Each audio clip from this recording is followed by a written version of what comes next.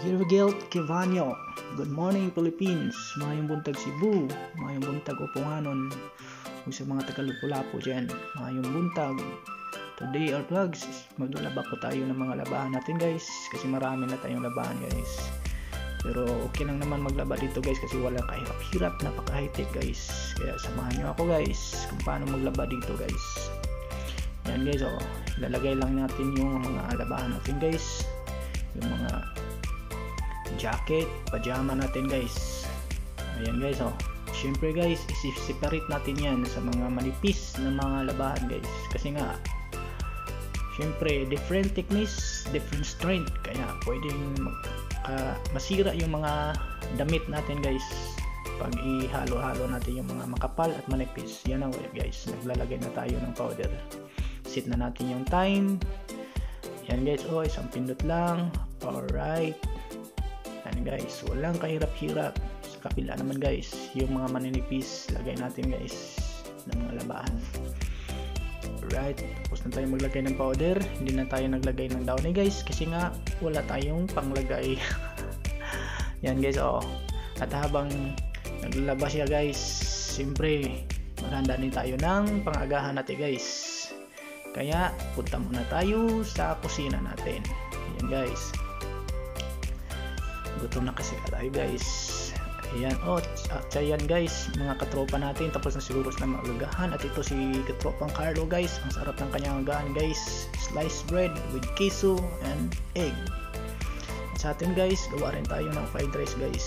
Lagyan ng haluan ng kunting itlog guys.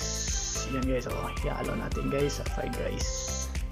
Yan ang pangagahan natin guys. Alright, mikos na yan, insan. Mikos na yan. Ang sarap yan, insan.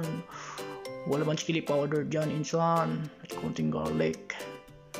Alright, tapos na guys. At nagdagdag tayo ng itlog guys for scramble guys. Pang dagdag ulam natin guys. Ayan Ayan guys, konting asin. Konting ground pepper. Ayan, mikos na yan. Tornado na yan, insan. Sarap naman yan, insan. Yan guys, luto na yung natin guys, fried rice guys. At pinapainit muna natin yung lutuan ng itlog guys. Syempre guys, hindi natin dapat kalimutan yung queso guys. Sarap kasi guys pag may halang queso. Yan ang agahan ko guys, yan ang ulam ko. Scrambled egg with queso. Ayan guys, isang slice lang guys, okay na. Ang dagdag ulam ko guys.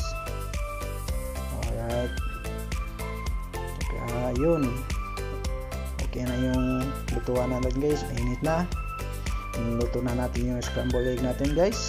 Alright, yan na guys, mikos na yan. Sarap ng ulam mo insan. Ayan guys, ang dali lang talaga guys. Yun, ready na ang ating pangagahan guys.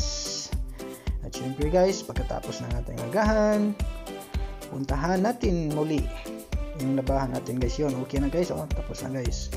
So second step guys, ilagay na natin sa dryer guys para matuyo sa guys.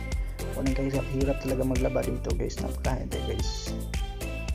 Yan ang yaya namin dito guys, hindi yan nagre-reklamo guys. Ayusin mo lang ng maayos.